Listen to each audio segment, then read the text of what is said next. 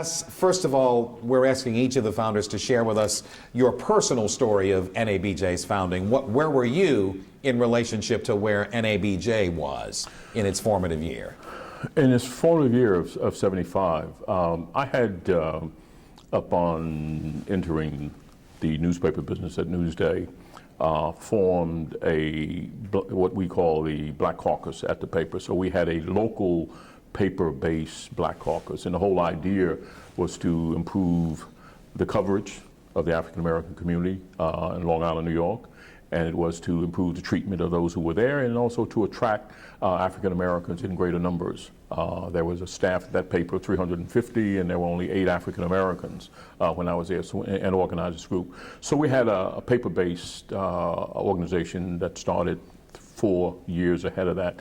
Then there was a fledgling New York Association of Black Journalists, and I always felt that there was a need for a national association because a lot of the issues that we were addressing were national issues. A lot of the issues that were being covered were national issues. And so the groups of us who used to occasionally meet, whether it was an NAACP convention, whether it was an Urban League convention, or whether it was a PUSH convention, I think later on, we would begin to talk more and more about establishing a national organization. And so in 1975, when we had that initial meeting, I think it just kind of gelled, came together, and we decided that now is the time to do it. And I think that it is a fact that Chuck Stone was the first among equals because he had more experience in organizational kind of procedure. Bylaws have to be drawn up, a record has to be kept, and even someone passing around a sheet saying make sure all of these quote unquote what have now become founders sign the roster, which is what that first meeting was about. Right.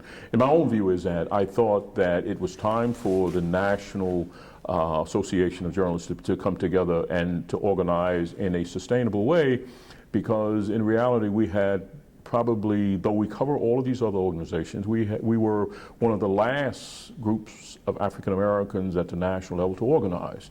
There was a National Association of Black Social Workers, there was a National Association of Black Lawyers, right. There was a National Association of Black Nurses. There was even a association in the Bay Area of California, I found, a Bay Area Association of Black Corvette Owners. So I figured if we now, as journalists who cover all of these organizations, it was about time for us to organize for the same reason that we had a need to organize at Newsday, and that is to improve the coverage of the African American and the third world community, to increase the number of African Americans in journalism, and to improve the quality of it and improve the treatment of those who were in. Did you have any sense at that time, Mr. Payne, about the success that NABJ would ultimately achieve? And when I say ultimately, it's not like it took forever. Fairly soon after that, I guess it became obvious this organization really had a future. Yeah, I mean, it was pulled into existence by the circumstance. And so it was never a question of success was not to be measured in how many members it had, but rather into its basic goal, I think. And I think the goal and I should say that organization was organized by, it paralleled American Society. It was organized within this country.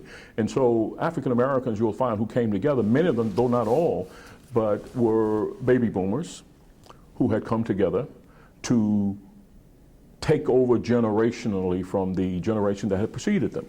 And the generation that had preceded us in the media were people who had not concerned themselves with the presence of African American, or with the coverage of African American community, or with the coverage of the third world community. And so it was a generational thing that paralleled what was happening in the country. And so I think that we black baby boomers our goal was to bring African Americans into the mainstream of journalism, into the mainstream of media coverage in a way that we had only been marginalized before. So to the degree, that's how I would have measured at that moment the success. So there was, in my view, no way to fail unless, of course, we were somehow bludgeoned, and driven out of the industry altogether. Mm-hmm. And so I think that with the National Association of Black Journalists, one of the great things we did correctly, and I think it's one of the most important structural things that we put into the bylaws, not initially, it was kind of like the amendment, had to be amendment. That is, the president will serve a 1-2-year term, and he or she cannot succeed himself or herself. And I think that this is the one thing that ensured the survivability of this organization. Because one of the things that has happened too often in the past, if you look at a lot of African American organizations, and probably white organizations and Jewish organizations and Irish organizations and Bohemian organization and organization from Punta del Este, you may see the same thing.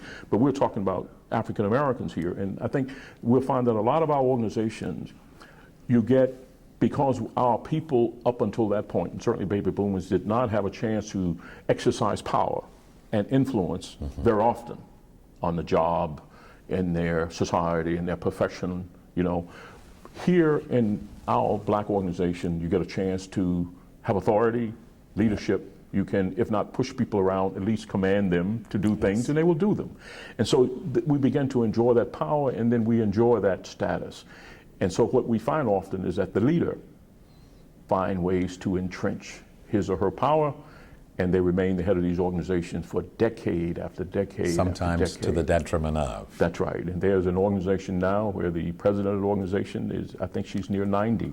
And there's nothing wrong with that. I'm sure she's lucid and all of that, but it doesn't have the kind of refreshing, regenerative kind of reality. So what that did for the National Association of Black Journalists, it guaranteed that every 2 years, the president was gone, a new and hopefully younger, more vigorous president with different ideas would come along with a new set of people, and so it replenished itself. And that is the secret.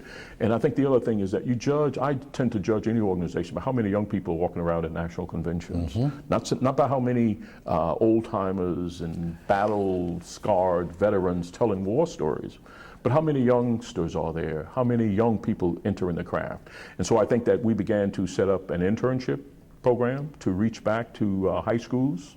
We began to set up scholarship programs to reach to colleges. And so I think that that ensured that kind of organizations. That is one of the things that I'm most proud of, is the fact that we have been able over the years to sustain the organization in a way that has attracted young journalists, males and females, and across the spectrum, from television to radio to the newspaper business. One of your fellow founders mentioned something during an interview that certainly got me thinking, and it was the duality of premises for NABJ. On the one hand, she pointed out that we're an organization that began to try to make statements about the overall quality of coverage of our people. And the other part of our personality is an organization that exists to serve and foster the success of its membership, sort of a civil rights organization and a professional organization wrapped in one. Have you seen the emphasis change over the years from one to the other and back and forth? Or would you say we've been truer to one premise than the other? Well, I think to the degree of improving the coverage, I think that there's no question that we have put, I don't particularly like the word diversity, on the agenda of quote-unquote mainstream media outlets, whether they're radio, television, or newspaper. We have gotten them thinking, which was one of our goals in the bylaws. We've gotten them thinking about that. So to that degree, we've certainly been successful in that. To the degree that we have nourished our membership, I think that yes, I think by my token, this is the prime reason, because I think that if you were to ask me then or now, which is to say at the founding or now, what one thing would you give African American journalists that would make them totally mainstream, which is to say fully American journalists? I would say that it would be a psychic kind of liberation, which is to say, I think that I've been an editor for a newspaper for 25 years, and I've worked with journalists over time. I've hired and I've fired and I've promoted. And one of the things that I found, if there's been a flaw, it has been, you could say confidence on the surface, but beneath that confidence, you will find a psychic condition of inferiority.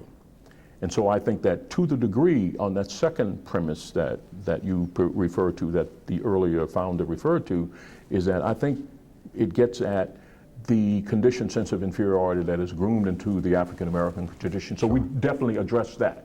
In other words, we try to build that up. And I think once you get that, everything else will fall into place. Right.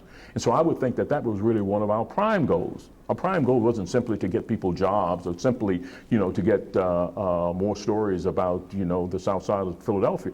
It was really, in doing this, to build up the psychic insufficiency that had been torn down by the condition of racism in America. And so once that is overcome, then I think that all else is possible. And I think, by the way, that's the lesson that Obama teaches us. The lesson of Obama isn't simply how to become the president, is how to think that you cannot become president. To move to a point where you realize that you are fully more qualified to be president than George Bush or Bill Clinton and Hillary Clinton and John McCain, and even the woman from Alaska, whose name I will not mention. The former governor. She's You no mean longer the former governor, right? She's no longer the governor, so she's just a citizen of the state, or I guess still a resident of Alaska.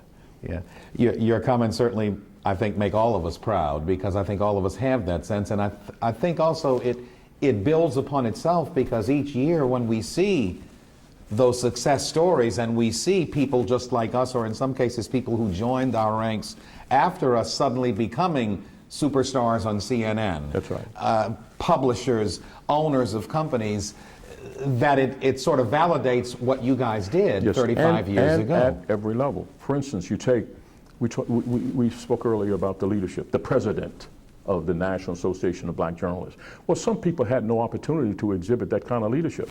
And I know of several presidents, I will not name them, who, with their experience of being the president of the National Association of Black Journalists, an organization, let's say, of 4,000 people, where they would make decisions, they would make funding decisions, they would run a budget of multi-million dollars, they would plan for the convention. And so by doing that, it gave them the confidence. So when they went back to the Washington Post or ABC or CBS, and wanted to become a producer or an editor or a publisher or an owner, then it helped them do that. In my case, in my personal case, I had, and I think that what you'll find is many of the founders were, like most pioneers, they had, by some magic and some luck and some good fortune, be it a combination of family, exposure, and experience, were able to exhibit it from the beginning. That first group of pioneers, like you look at the first president, I mean, Chuck Stone was at Adam Powell, he was a hugely experienced guy. And you look at Vernon Jarrett, who was the second president. This man had been exposed, and I was a fourth president. Well, my experience had been, I didn't come simply as someone who had never experienced leadership. I mean, it just so happened that I had spent 6 years in the military. I was a captain. I was an Army Ranger captain, and I had commanded an artillery battery, for a year and a half at Fort Bliss, Texas, and was, by the way, quarter after quarter, selected as the best battery commander on post among 40,000 troops. So I had experience. I'm a Vietnam veteran. I worked on the staff of General Westmoreland. I had tasted and had deep experience as a leader. So when I came to this, I brought that skill, talent, and experience, and I also knew how to try to inculcate it in other people, both who worked for me at the paper, blacks, whites, and otherwise, as well as people who were the National Association of Black Journalists, so that the group would have an exposure of what leadership was about. And once you revolve it every 2 years, think of how many more. So in 35 years, instead of having two presidents, you will have at least 14 or however many it works out mathematically. And so each one of them have now the experience of running a major organization as a corporation. They've gained the confidence. They have lifted their psychic ability. They can believe in themselves. The editor back in the city room can no longer tell them, whether it's Herb Lowe or someone else, that you cannot do this, because they have done it. And that deals with that second track that I think you had mentioned. Well said. Well said. What challenges remain for NABJ, or what do you think, from your vantage point, is some unfinished business we need to tend to? Well, the National Association of Black Journalists, as America, as abstractly a country, is a living organism, and is a living organism within a greater system.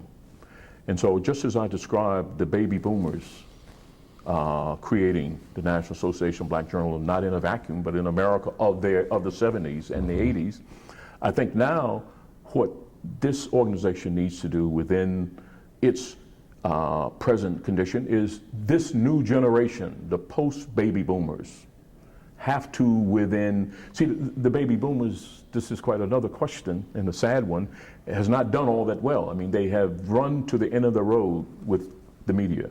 They have left it not in very good hands.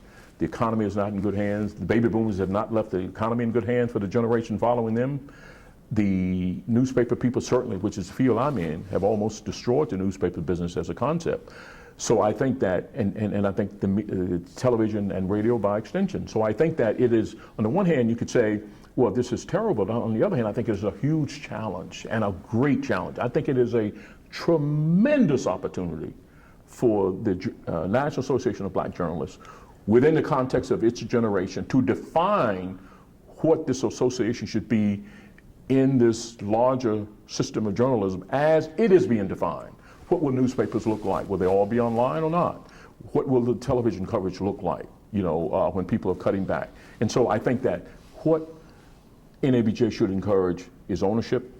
They should encourage not going and asking for handout, but being at the forefront. You see, what they need now do, since we're now once again at the ground floor, is they need to find out where the up elevator is, get on it, and help determine what journalism is going to be.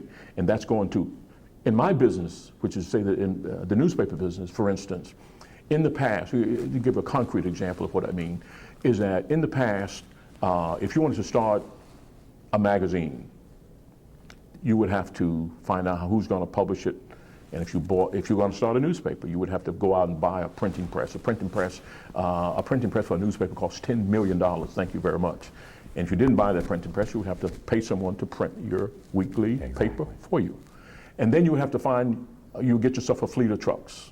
And if not a fleet of trucks, then you have to get some cars of friends to deliver that paper, even if it's across Philadelphia or if it's on Long Island. Now, the printing costs are gone. You don't have to worry about a printing press. You don't have to worry about delivery.